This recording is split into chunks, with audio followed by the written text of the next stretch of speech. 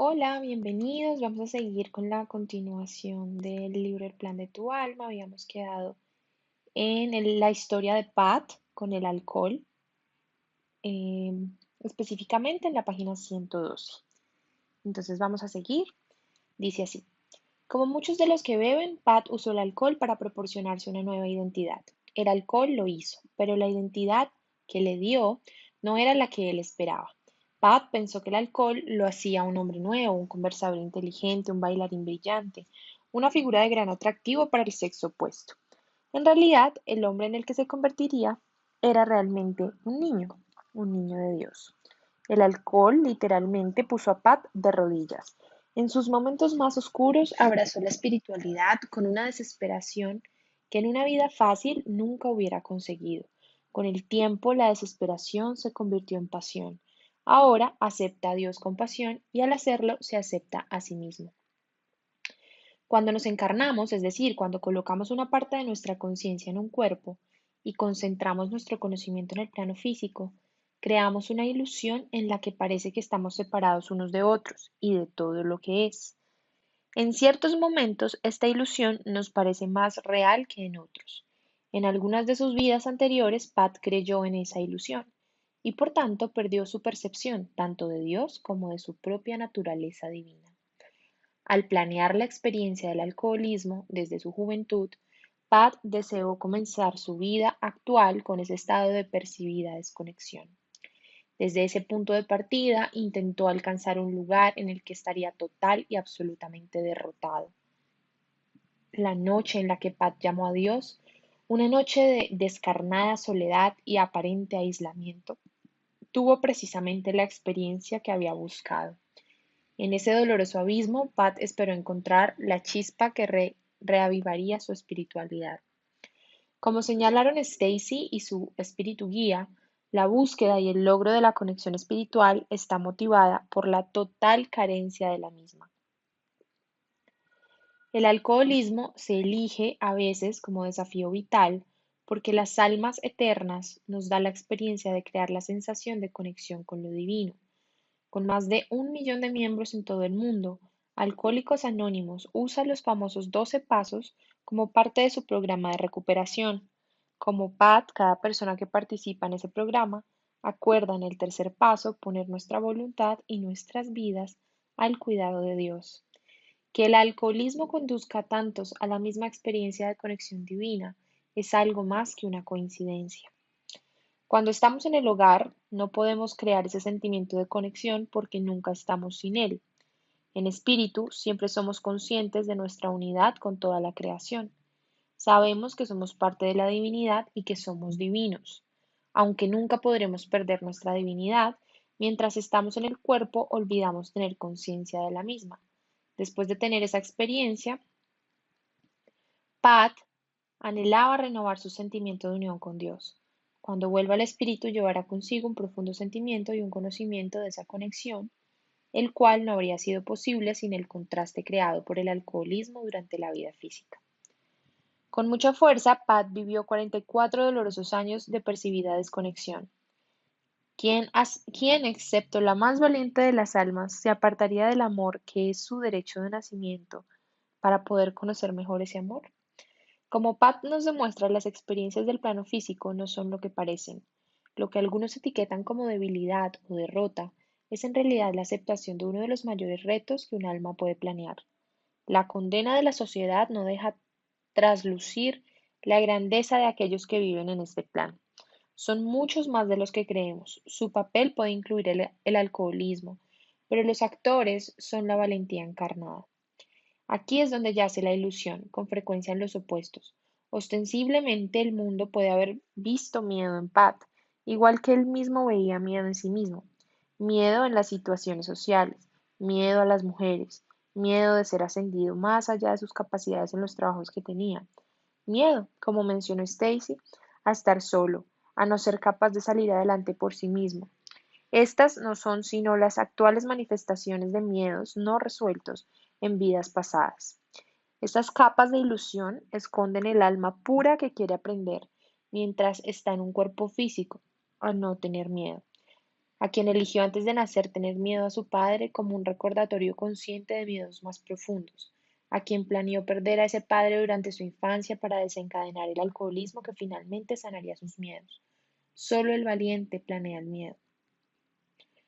Nuestros miedos nos separan de nuestra realidad, de nuestra identidad real, y por lo tanto tienen que ser buscados, no escondidos. Al vivirlos recordamos quiénes somos realmente.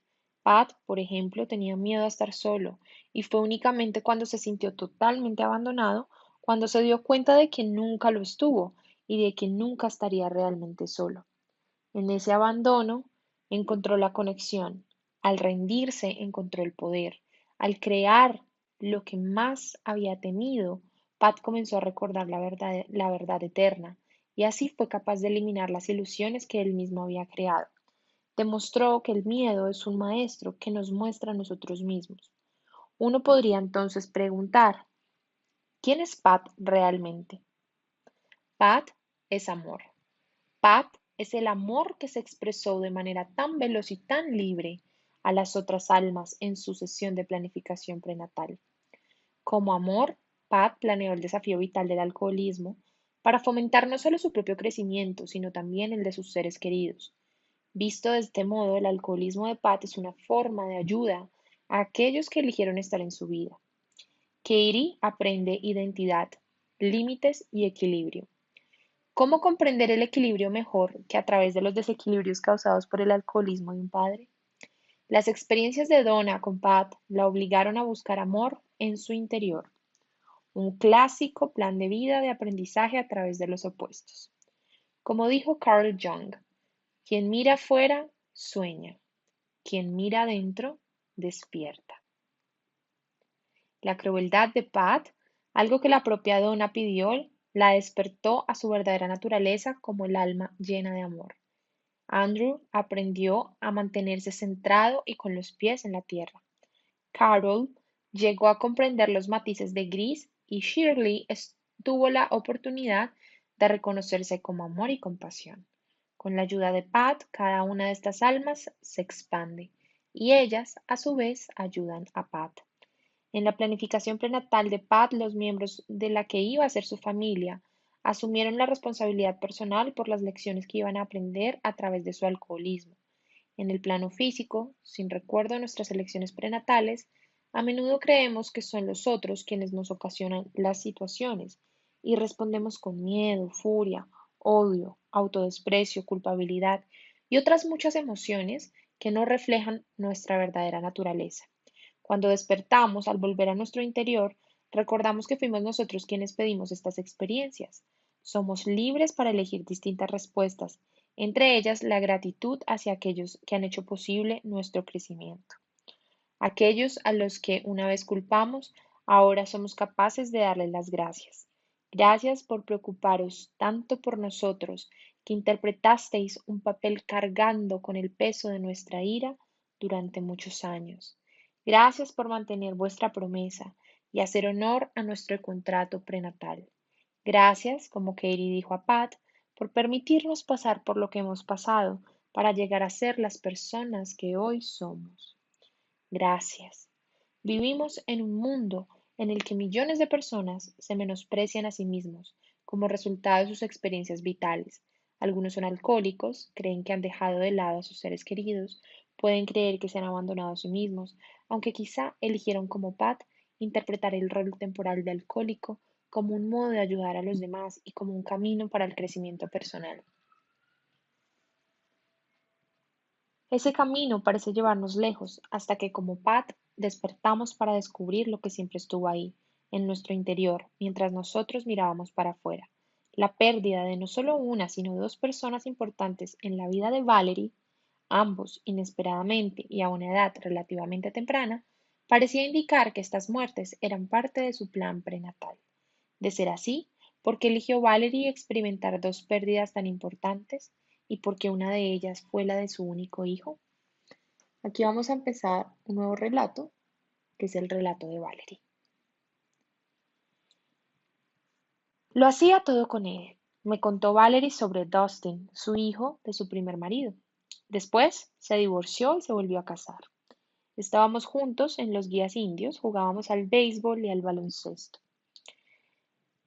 Recuerdo una vez, siendo pequeño, en la que fuimos a un entrenamiento del equipo de béisbol. Llegamos hasta el campo cuando salimos del coche, vio a los pequeños Mickey y Mandy corriendo y golpeando bolas como locos. ¡Bam! Todos eran muy buenos. Dustin y yo caminábamos hacia la verja. Nos quedamos allí mirando. Dustin ni siquiera se había puesto nunca un guante. Dijo, vale, mamá, quiero intentarlo. Entró allí corriendo, sin conocer a nadie, con todos esos chicos que parecían Mickey Mantle. Nunca me sentí más orgullosa de él. Tenía valor. Para mí, esa era la esencia de Dustin. Para Valerie, los otros dos rasgos más destacados de Dustin eran su intelecto y su inconformidad.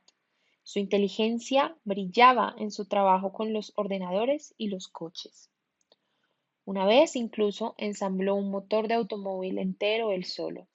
Su inconformidad era evidente en el modo en el que constantemente cuestionaba al mundo.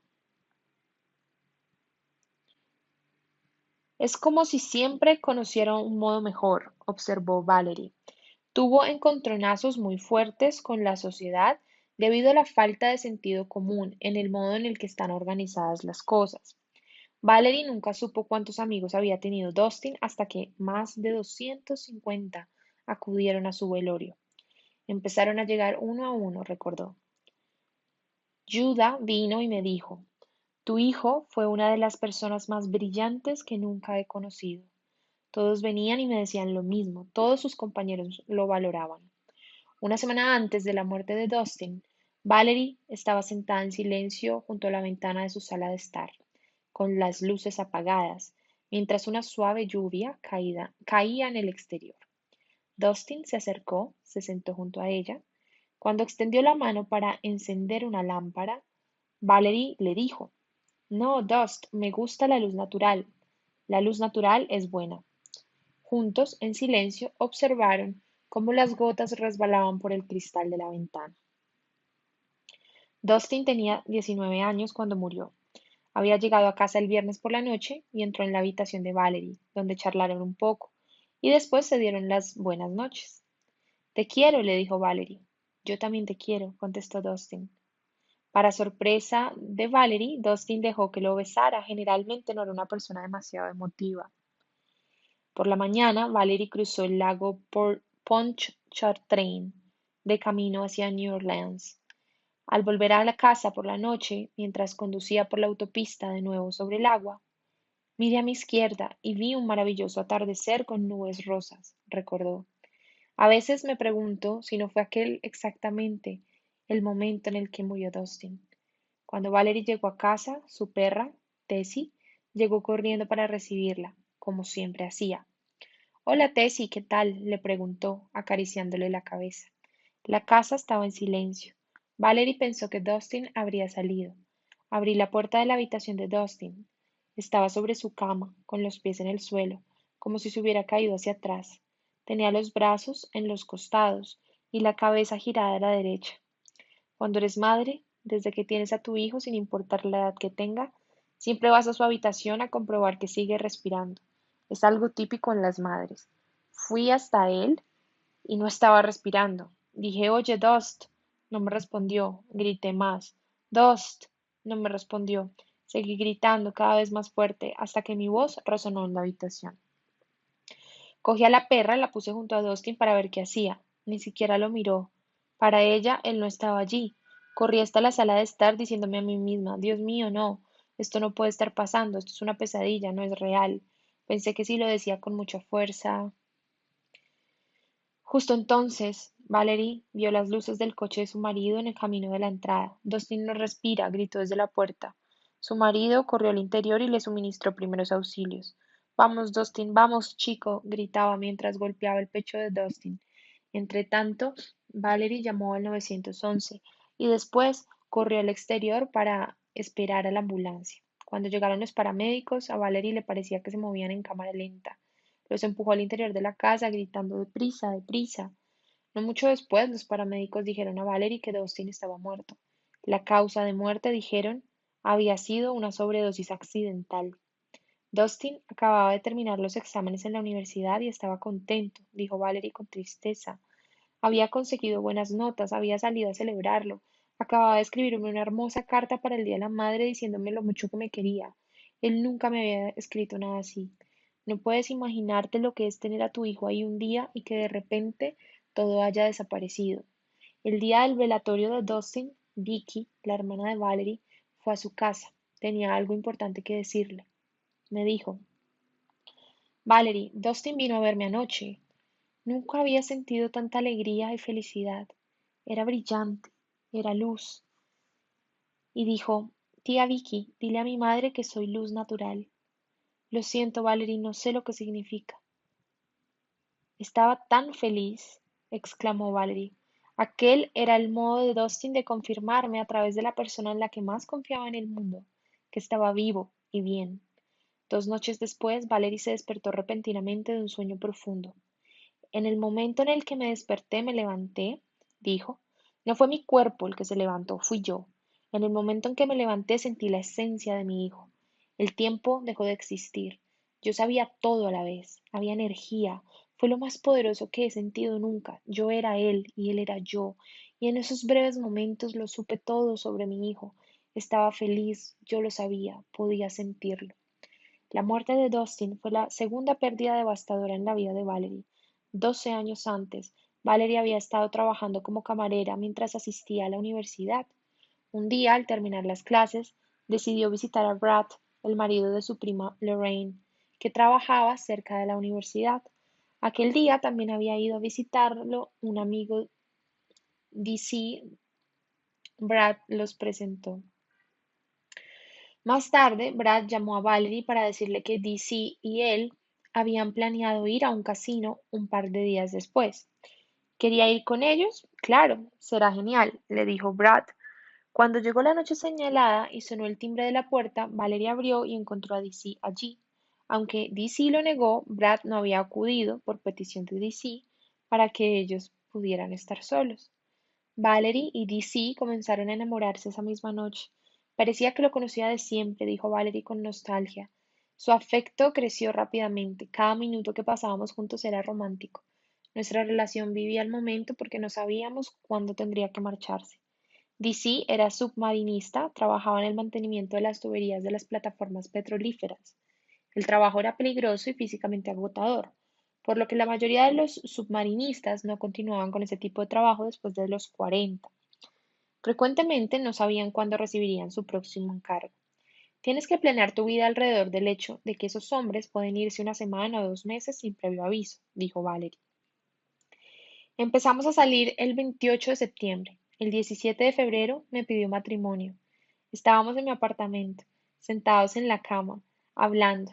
Fuera, en un árbol, había un cardenal. DC dijo, siempre van en parejas, espera un minuto y verás llegar su compañera. Y lo hizo. Entonces, con toda tranquilidad, me dijo, ¿cuándo vas a casarte conmigo? Y yo le contesté, cuando tú quieras. Fue muy emocionante. No había pasado ni una hora desde la proposición de matrimonio cuando DC recibió un encargo de trabajo. Valerie y él condujeron por el puente elevado hasta su apartamento, donde él preparó su equipo. Johnny, su compañero y amigo, lo recogió en su coche. Puedo verlo como si hubiera sido ayer, dijo Valerie. Yo me quedé en la calle y le dije adiós con la mano, y esa fue la última vez que lo vi. 2 días después, mientras Valerie estaba sirviendo mesas en el restaurante, levantó la mirada y vio a Brad y a Lorraine. La llevaron a la bodega. Valerie, ha ocurrido un terrible accidente, le dijo Brad. DC ha muerto. No, no puede estar muerto, gritó Valerie. Acaba de pedirme que me case con él. Lorraine y Brad, que no sabían sobre el compromiso, se miraron con incredulidad. Al día siguiente, Valerie recibió una carta de la compañía de submarinismo. Aproximadamente a las 2, el submarinista primero Dave Copeland bajó a una profundidad de 90 metros. Por el altavoz declaró su deseo de subir. La carta afirmaba que se habían escuchado una serie de gruñidos y que enviaron a Johnny a investigar. Cuando DC lo miró a los ojos un instante y después lo apartó, Johnny dijo más tarde que en ese momento supo que DC iba a morir. Entonces DC se quitó el casco. No se suicidó, explicó Valerie. Llevaba 15 años buceando y era un profesional. Sabía que algo iba muy mal. Valerie aún no estaba segura de lo que pasó. Sabía que una semana antes DC y Johnny habían estado viendo un partido de fútbol en casa de Brad. Cuando DC llegó esa noche, recordó Valerie, tenía un bulto enorme en la frente. Le pregunté, ¿qué te ha pasado? Y me contestó, me alegro mucho de verte. Estaba dándole las gracias a Brad y sin querer nos golpeamos las cabezas.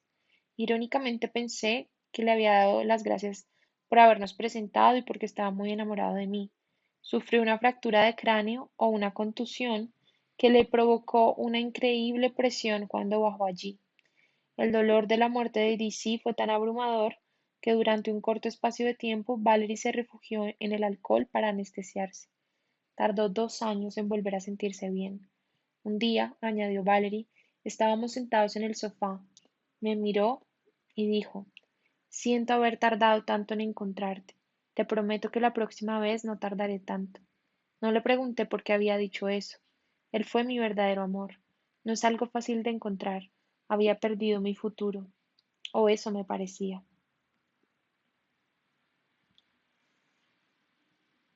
La sesión de Valerie con Deb de Bari. La conversación con Valerie me conmovió profundamente. Se había enfrentado a dos muertes muy dolorosas con serenidad y fortaleza, y estaba dispuesta a hablar de esas muertes con la esperanza de que ello pudiera proporcionar consuelo y significado a otros.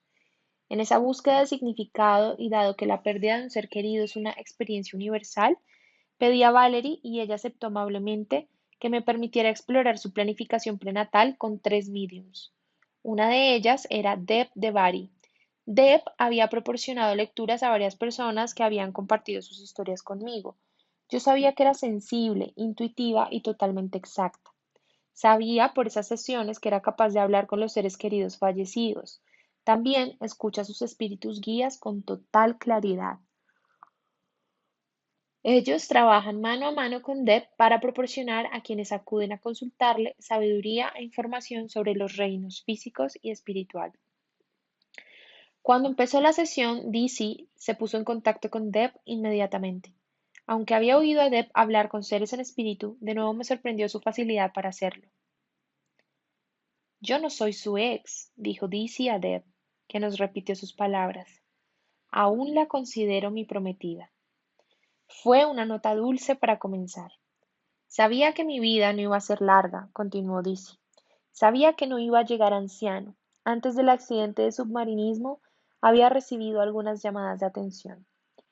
Me está enseñando un contrato, explicó Deb, refiriéndose a los acuerdos prenatales con otras almas.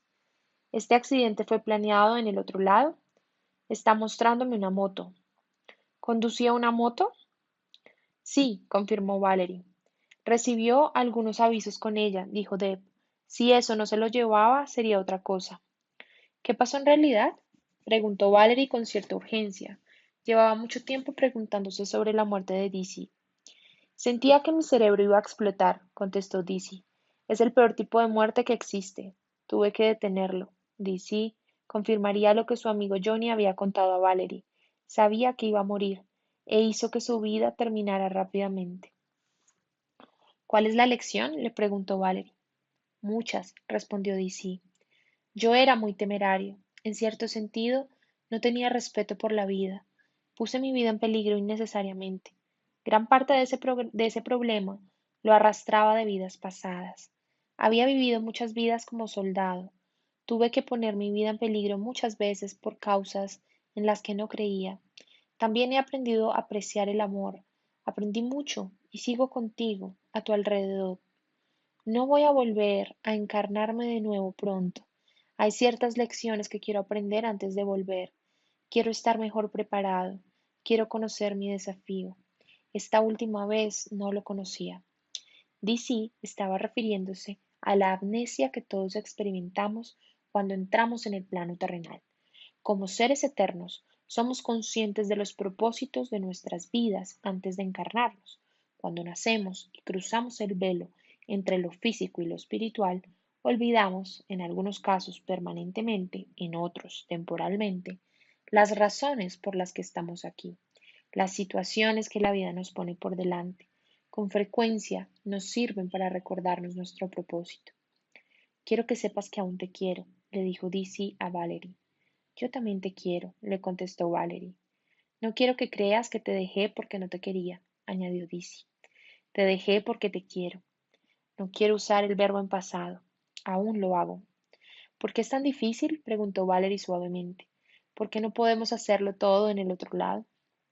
En el otro lado, explicó Deb, no experimentamos emociones negativas, tal como lo hacemos aquí.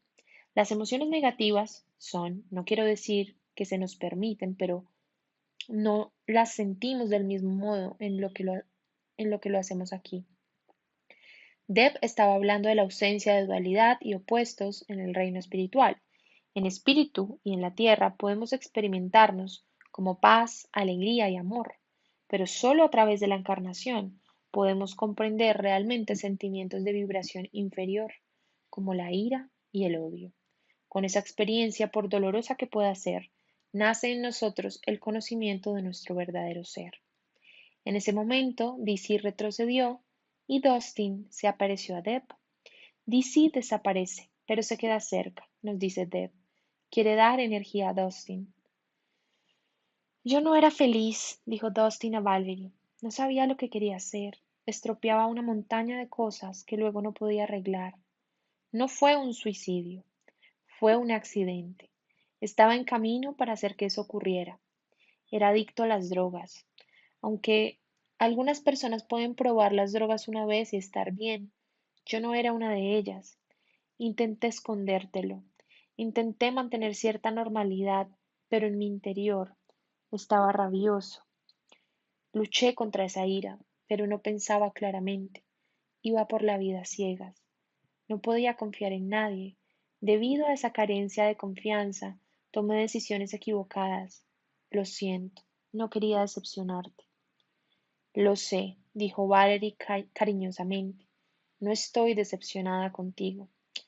Esa fue mi segunda oportunidad, explicó Dustin.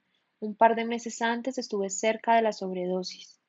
Pregunté a Dustin si Valerie y él habían acordado antes de nacer el momento de su muerte. Moriría antes de los 25, contestó Dustin. Tenía, desde los 15, esos 10 años para elegir mi muerte. Mi contrato decía que si vivía más allá de los 25 años, me quedaría. La elección era mía.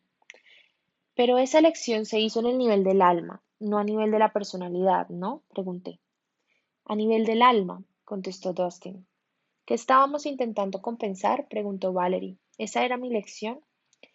Fue una elección mutua, dijo Deb. Una imagen de una de las vidas pasadas de Valerie llegó en ese momento a la mente de Deb. En una vida pasada, Valerie fue hija de Dustin y murió pronto. Fue un accidente. Se cayó de un caballo. Valerie, tú estabas limpiando el terreno, labrando. Era la época de los pioneros. La ropa parecía de aquellos tiempos.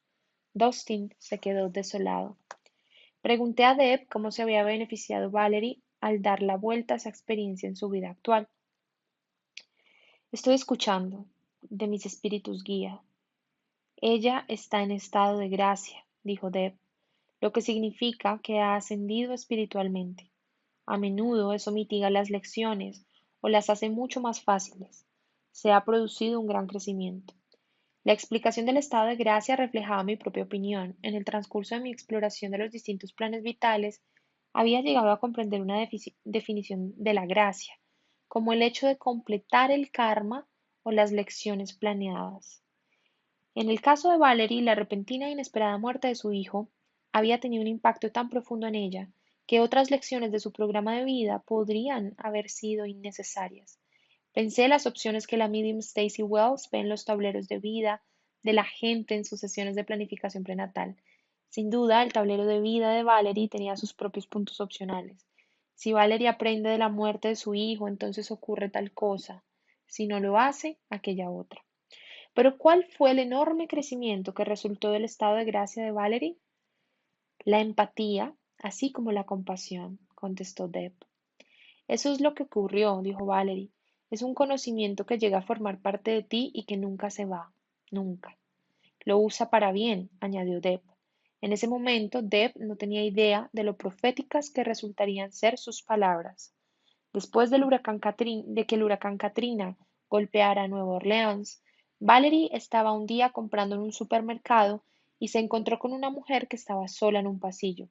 Traumatizada por el huracán, la mujer estaba sollozando con convulsiones. La abracé sin más, me contó Valerie más tarde. Cuando su abrazo terminó, la mujer dijo agradecida, tienes mucha fuerza. En aquel momento Valerie era la personificación de la empatía y la compasión. La expresión física de tal divinidad es una fuerza conductora tras la decisión del alma de entrar en el plano terrenal. Como Valerie sintetizó esos rasgos en el reino físico, los conocía de un modo y hasta tal grado que no hubiera sido posible sin sus experiencias de pérdida física. En ese instante, Valerie convirtió su dolor en amor y triunfó. Deb, pregunté, ¿qué dirían tus guías a la gente que se ve tentada a alejar el dolor? Dicen, aceptadlo, aceptad el dolor y decir, voy a llorar hasta que no tenga más lágrimas. Y luego llorad de nuevo para liberar el dolor, dijo Deb. Entonces Dustin comenzó a hablar otra vez. Malgasté el talento que tenía. La próxima vez tendré que usarlo. Y tendré que ser un poco más fuerte para ser capaz de aceptar que la gente no esté de acuerdo con mi verdad. Necesitaré confiar en mí mismo. Me siento mal porque mi muerte te hiciera sentir tan triste. Pero fue algo que decidimos juntos, dijo Valerie. Lo sé, contestó Dustin, pero no vamos a hacerlo de nuevo. No haré nada que pueda ponernos tristes de nuevo. Este capítulo está cerrado. Ahora pasaremos a algo superior. Estoy muy orgulloso de ti. Intentaré hacer sonar el teléfono una vez. Estoy aprendiendo a jugar con la electricidad. Espera un mensaje. A veces cuando sueñas puedo hablar contigo. Cuando te despiertes, intenta recordar tus sueños. Intentaré enviarte mensajes. Te quiero mucho. Yo también te quiero, dijo Valerie. Lo sé, le contestó Dustin. Aquí sentimos el amor. Lo sentimos de otra manera, es más poderoso. Me está mostrando una oleada de energía, explicó Deb. Cuando sienten amor, todo su ser resuena con ese sentimiento. ¿Ves cuánto bien hiciste en las vidas de la gente, no? Preguntó Valerie a Dustin. Sí, dijo Dustin. No era consciente de lo que estaba haciendo. La próxima vez será mejor. Deb, pregunté, ¿podrían decir algo más tus guías a quienes están intentando superar la pérdida de un ser querido? Dicen que no es nada personal, contestó Deb. Dios no les ha mandado un rayo. Cuando nos demos cuenta de que no es nada personal y de que es algo que nosotros mismos hemos elegido, nuestra perspectiva cambiará. Hablando con el alma de Valerie. A través de Deb, tanto Dustin como Dizzy habían confirmado que estaban bien y que sus tempranas muertes físicas habían sido planeados antes de nacer. Pensé que la experiencia de hablar con ellos había sido sanadora para Valerie. Había aprendido más sobre por qué habían tenido lugar sus muertes y lo más importante, había podido expresarles su amor y ellos, por su parte, le expresaron el suyo. Para comprender mejor por qué un alma elegiría antes de nacer perder a su prometido y a su hijo, pedí a la medium Corby Midlight que canalizara el alma de Valerie. Yo quería descubrir más del programa de vida de Valerie y del propósito profundo de su desafío vital. Además, deseaba escuchar la sabiduría que el alma de Valerie podría ofrecer acerca del cómo y del por qué. En general, las almas planean sus encarnaciones. Dado que nuestras almas contienen la conciencia de cada personalidad en la que se han encarnado alguna vez, a veces se expresan en plural al ser canalizadas, justo como hace el alma de Valerie en la siguiente conversación. La canalización comenzó con algunos minutos de silencio mientras Corby entraba en trance. Cuando sentí que estaba preparada, comencé con la pregunta fundamental. ¿Por qué Valerie experimentó la pérdida de su prometido y de su hijo? Pregunté. Ya había pasado por esto antes y lo había llevado mal. Los dos casos anteriores tuvieron lugar en las guerras mundiales, anunció el alma de Valerie. Igual que cada persona tiene una energía única, también la tienen los seres espirituales. Cuando el alma de Valerie comenzó a hablar a través de Corby, sentí un súbito cambio de energía. De un modo distinto a los convencionales cinco sentidos, sentí la presencia, la fuerza vital del yo superior de Valerie, y después de hablar con Corby en varias ocasiones, estaba claro que el tono y la inflexión de su voz era ahora totalmente diferente. Perdió a su prometido en 1916, continuó el alma de Valerie. Había una superstición según la cual, cuando volvías al frente en la Primera Guerra Mundial, no debías estar prometido, porque era como poner una diana en tu espalda. Su prometido y ella pensaron que serían la excepción. Cuando el prometido murió, ella se volvió loca. Intentó tirarse por la ventana, se negó a comer y se convirtió en motivo de pena y escándalo en su familia, que vivía en la zona sur de Inglaterra. Aunque no era noble, tenía buenos contactos. Consiguió suicidarse en 1920. Nació muy poco después, como nacen muchos suicidas, esta vez en la zona oeste de Estados Unidos. Era de origen extranjero, se casó a los 18 años y tuvo un hijo. La metieron en un campo de internamiento durante la Segunda Guerra Mundial porque no era totalmente americana. Perdió el rastro de su hijo, que le había sido arrebatado. Tenía la constante y desolada esperanza de encontrarlo vivo. El niño murió antes de los 20 años en un accidente automovilístico, mientras cruzaba una carretera estando borracho. El prometido, el hijo y ella han estado interpretando amor y pérdida durante bastante tiempo. Esperamos y rezamos porque la personalidad de Valerie comprenda ahora la fugacidad de la pérdida y que es posible seguir adelante sin un ser querido hasta la reunión de nuevo fuera del cuerpo. Me detuve un momento para asimilar todo lo que estaba diciendo. Nos habían presentado esa riqueza informativa en un tono seguro aunque compasivo. No había señales de juicios, solo el reconocimiento de que Valerie no había podido superar sus pérdidas en dos vidas pasadas. Es interesante que su hijo en la vida de la Segunda Guerra Mundial muriera aproximadamente a la misma edad que Dustin tenía en esta vida. Me pregunté qué vendría a continuación. ¿Eres el yo superior de Valerie?, pregunté con gran interés. Sí.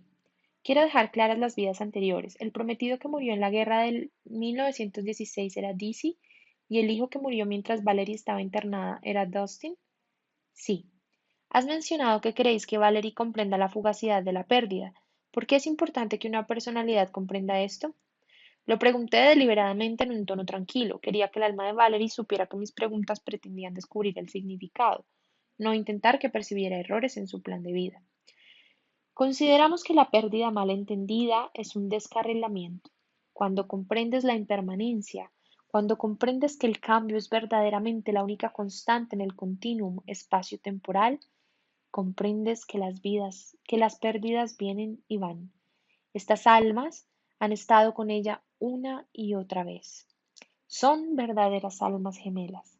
Ella puede extraer de esta experiencia las bendiciones que ambos le proporcionan y tomarlas para mejorar su vida, en lugar de descarrilar su dirección positiva con recriminaciones a sí misma o a Dios o a la fe. La personalidad es creada por el alma. El yo superior, añadió el alma de Valerie. La personalidad es la ilusión que se requiere en la Tierra, en ese espacio-tiempo, para aprender las lecciones que hay que aprender. Por eso, sin un cuerpo y sin tiempo, hay lecciones que no pueden aprenderse.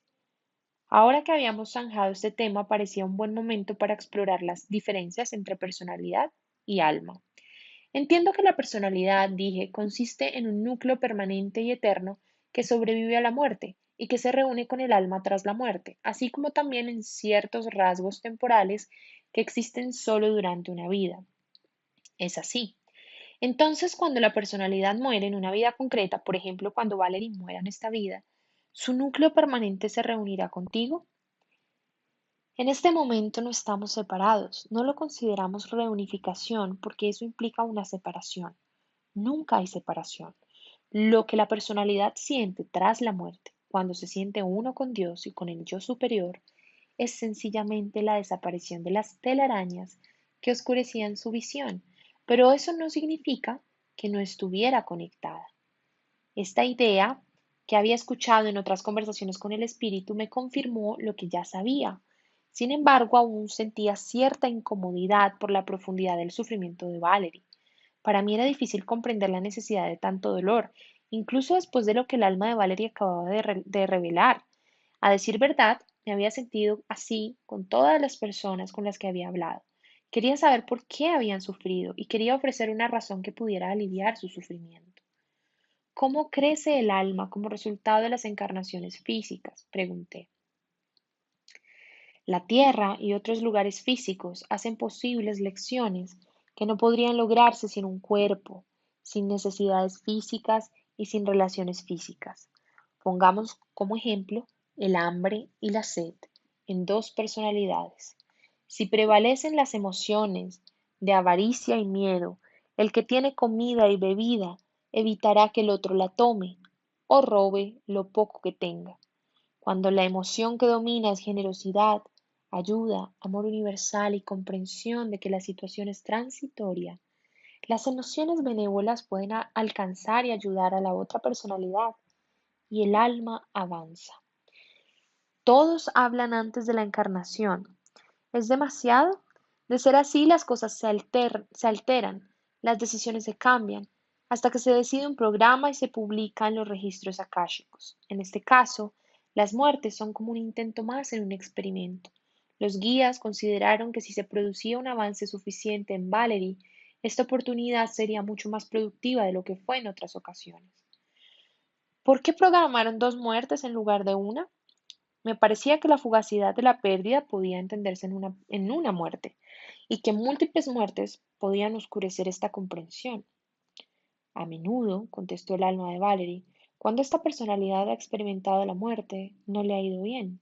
Creemos que teniendo en cuenta dónde y cuándo sería aleccionada la personalidad en la Tierra, y la información de que estaría rodeada, tendría una oportunidad mejor de superar las muertes.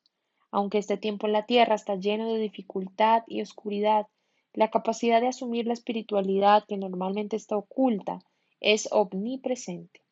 Para la personalidad es más fácil, mucho más fácil, aprender las verdades espirituales esta vez, porque están más difundidas. ¿Creéis que Valerie está logrando lo que querías que consiguiera? Es valiente. Su facilidad para ver trasciende a la mayor parte de las personalidades que hemos encarnado en los últimos 200 años. Creíamos que para poder prescindir de estas lecciones después de esta vida, tendría que enfrentarse a esas muertes, llenarlas de significado, aceptar su transitoriedad y completar su vida incorporando ese aprendizaje como un enriquecimiento, no como una desgracia. Puede tomar su dolor, aprender de él objetivamente, después comprender su fuerza recién encontrada y entregarla a aquellos que han perdido a sus hijos o a sus prometidos. Puede darles el mismo consuelo y la comprensión de que la pérdida es temporal y de que pueden tomar las cosas buenas de la vida e incorporarlas a los años que les queden en la tierra. Con cualquier lección se aprende algo, pero es como leer un libro y retener la información aprendida sin compartirla con nadie. En ese caso, la información se pierde con el libro y muere. Lo que el alma aprende, lo enseña luego a otros al ser ángel guardián y espíritu guía para ellos. En la personalidad, lo que se aprende debe enseñarse a otros, ya sea a una sola persona o escribiendo un libro que llegue al mundo entero. Aquí, el alma de Valerie estaba repitiendo de otra manera una idea que yo ya había escuchado. No podemos completar nuestro ciclo de vidas físicas hasta haber dejado nuestra sabiduría en el plano terrenal. Antes habéis dicho que estas tres personalidades habían repetido situaciones de amor y pérdida. ¿Puedes hablarme de otras encarnaciones que hayan compartido y en las que hayan trabajado en esto? Los dos adultos han sido a menudo marido y esposa. Esto proviene de una vida hace 1500 años, cuando se tomó la decisión que puso en movimiento los requisitos de esta lección. El niño con frecuencia entra como niño, a veces como un amigo, a veces como un hermano. No siempre llega a través del cuerpo de Valerie. ¿Qué ocurrió en esa vida? Hace 1500 años era parte de un grupo de asalto. ¿Te refieres a Valerie y a Dizzy? Sí, concretamente tenían que matar a las mujeres y a los niños, y lo hicieron con bastante serenidad y eficacia. Tal trauma creó la necesidad de sentir la pérdida que infligieron.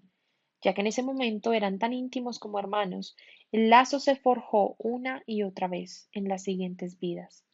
La lección continúa. ¿Y en ese grupo de asalto ambos estaban encarnados como hombres?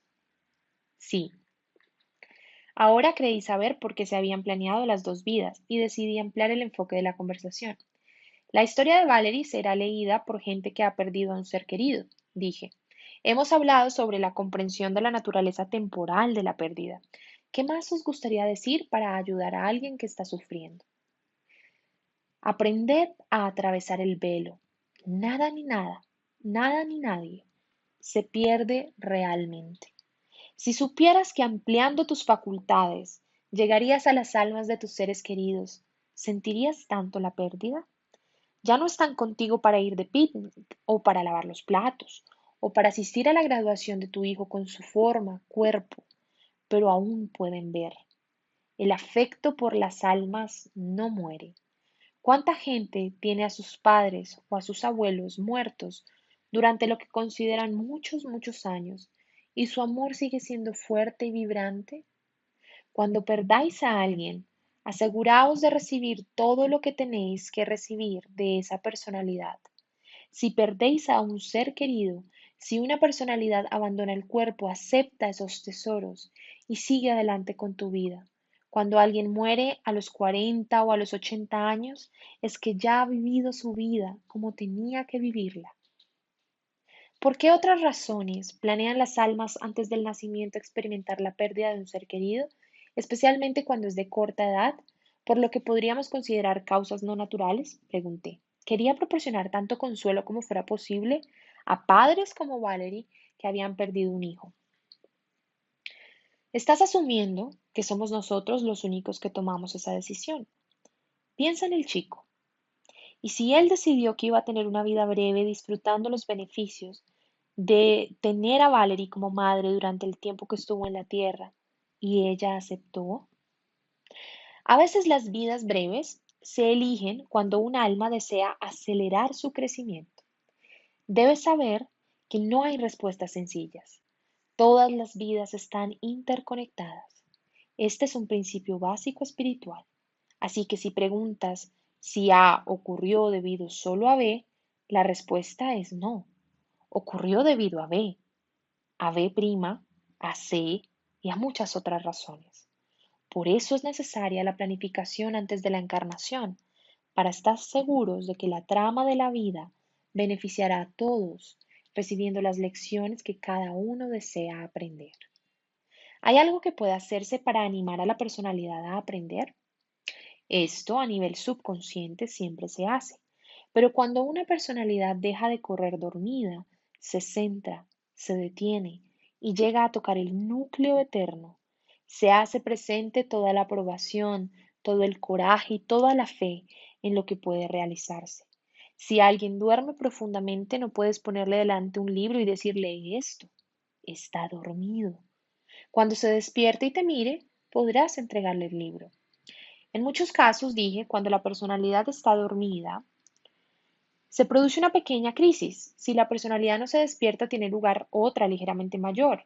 Si aún no se despierta, tendrá lugar una todavía mayor. Me ha parecido ver ese patrón.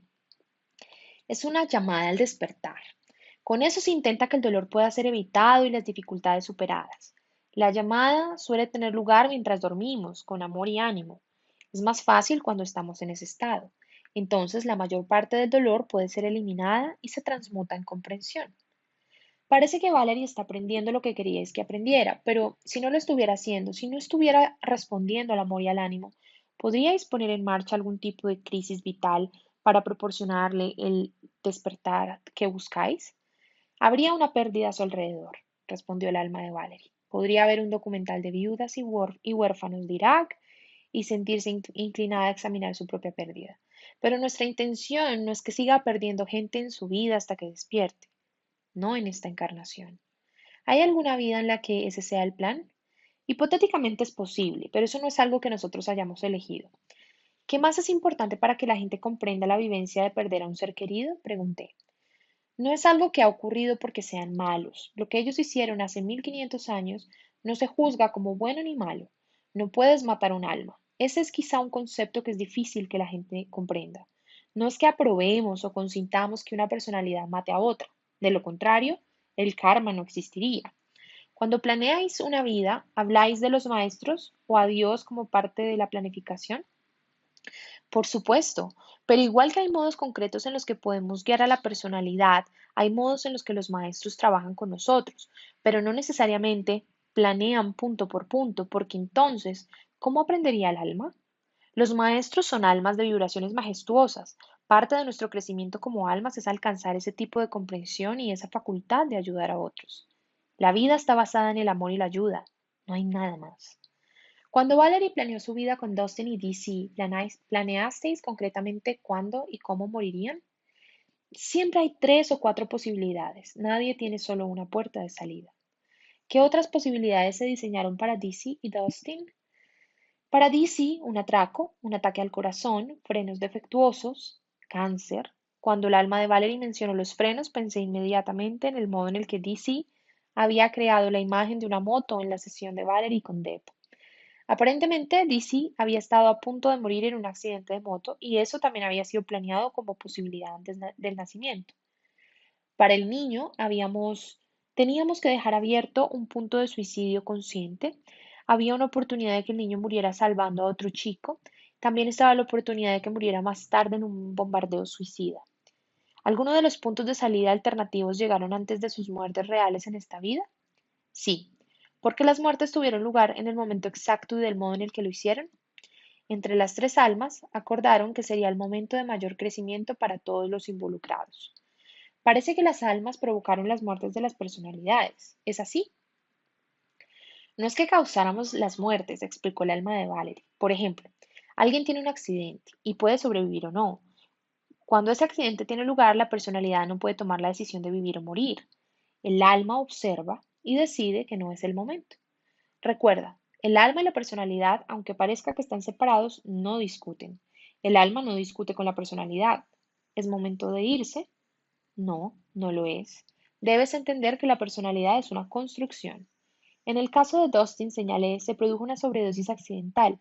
No estaba intentando suicidarse. ¿Cómo decidió el alma que esa acción le provocara la muerte? Como has dicho, fue accidental. La dosis podría haberlo matado o no.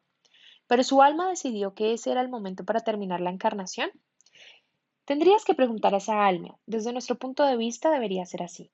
Entonces, la muerte de Dustin no fue provocada por la cantidad de droga que tomó, sino que fue decisión de su alma permitir que esa cantidad terminara con su vida.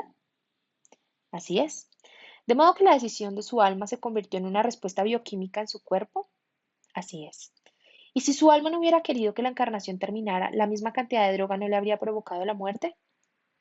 ¿O el alma hubiera dispuesto circunstancias externas para que esa dosis fatal no estuviera disponible? ¿Cómo puede hacer eso un alma? Pregunté. ¿Cómo podría hacer un alma que un coche fuera a la izquierda en lugar de a la derecha? Respondió el alma de Valerie.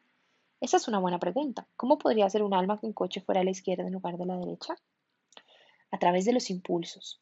Digamos que otro chico está decidiendo suicidarse tomando drogas. De algún modo, en ese momento, la personalidad es rozada por el alma y la despierta. En sus manos hay suficiente para matar, pero la personalidad no se toma el resto. Dustin no recibió esa llamada. Habéis mencionado antes, dije, que la encarnación física proporciona la posibilidad de aprender lo que no podría asimilarse de otro modo. Según yo entiendo, hay muchos seres que eligen no encarnarse nunca. Si la encarnación es el único modo de aprender ciertas cosas, ¿por qué algunos seres eligen no tener vidas físicas?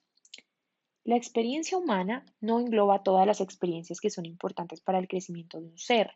No hay palabras para explicar algunos de los conceptos que pueden aprenderse cuando un alma nunca se encarna en la Tierra ni en una personalidad humana. Me pareció que era un momento perfecto para sacar el tema del aprendizaje a través de los opuestos. Expliqué que según mi investigación me parecía que muchas almas habían planeado vidas en las que la personalidad experimenta lo contrario de lo que el alma quiere aprender. Si uno quiere aprender el amor incondicional y tiene una vida en la que es juzgado, esa será una vida motivadora, respondió el alma de Valerie.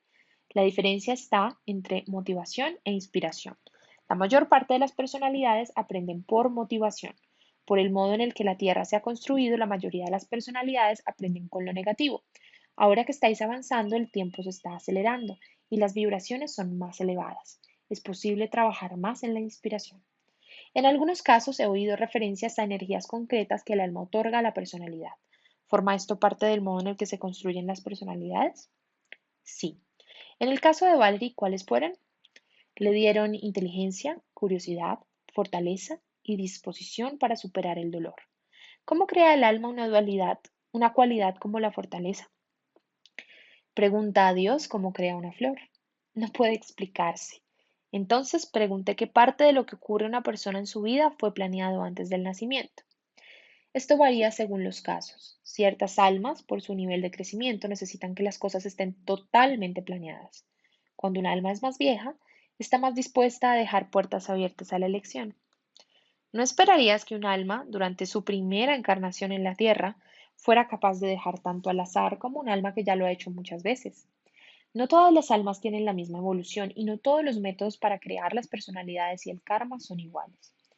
¿Qué más te gustaría decir a Valerie que fuera de ayuda para ella? Que su corazón es mayor y ha sufrido menos daño de lo que nosotros esperábamos, que su esfuerzo le ha aportado sin duda un crecimiento para su alma, que deseamos que se mire en el espejo y esté en paz consigo misma. ¿Por qué esperabais que su corazón fuera menor o sufriese más?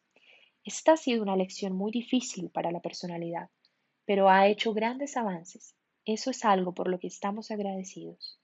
¿Por qué Valerie y Dizzy no tuvieron más tiempo juntos? Porque lo que tenía que ocurrir era el compromiso, el acuerdo de pasar la vida juntos, respondió el alma de Valerie. La vida en sí misma no era el objetivo. Quiero asegurarme de que lo entiendo correctamente. ¿Por qué era tan importante el compromiso?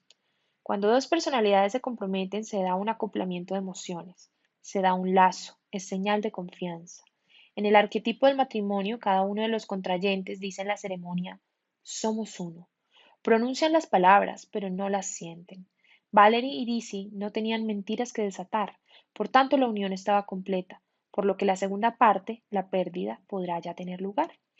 Valerie vive en New Orleans, que ha sufrido un gran huracán. ¿El huracán era parte también de su planificación prenatal? La experiencia del huracán la colocó en un lugar donde habría muchos que perderían seres queridos. Si tenía que aprender la lección de la transitoriedad y hacerla llegar a otros, no habría un lugar mejor que Nueva Orleans. ¿Y por eso es por lo que planeasteis que viviera allí? Sí. Hubo almas que dijeron, estoy creando una encarnación en la que la personalidad experimentará la pérdida de sus seres queridos en un huracán. Coordinamos nuestros planes de vida para que Valerie pueda proporcionar ayuda a la personalidad que estoy creando. Podría haber pasado, pero no ocurrió. Valerie está interesada en el crecimiento espiritual. ¿Cómo la animarías a conseguirlo? La animamos a llevar sus emociones a un punto central. Cuando uno se mueve en un arco amplio, el camino para volver es más largo. Sin embargo, cuando uno está quieto, en un punto central, tiene capacidad para alcanzar cualquier zona y la vuelta es más fácil. ¿Cuál sería el mejor modo para llevar esto a cabo? Ella lo sabrá. El alma no da un programa. Si le dijéramos, tienes que hacer A, luego B, luego C, no buscaría, no experimentaría, no probaría. Las personalidades con frecuencia quieren demasiados detalles porque tienen miedo de hacer algo malo, de perderse algo, pero no es así. Muchas oportunidades aparecerán frente a ella. Tiene que elegir. De otro modo, la personalidad sería solo un autómata. ¿Hay algo que sea más importante y que no os haya preguntado? Tus preguntas han sido más que suficientes. ¿Hay algo más que quieres decir? Esta vez te hemos dado todo lo necesario. Gracias por hablar conmigo, dije. Gracias a ti, dijo el alma de Valerie. Bueno, voy a dejar este audio acá porque ya está súper largo. Y en el siguiente capítulo empezamos con la lectura de Stacy Wells para Valerie. Espero que les esté gustando mucho. Recuerden unirse al grupo de Telegram para poder discutir sobre el libro. Nos vemos en el próximo.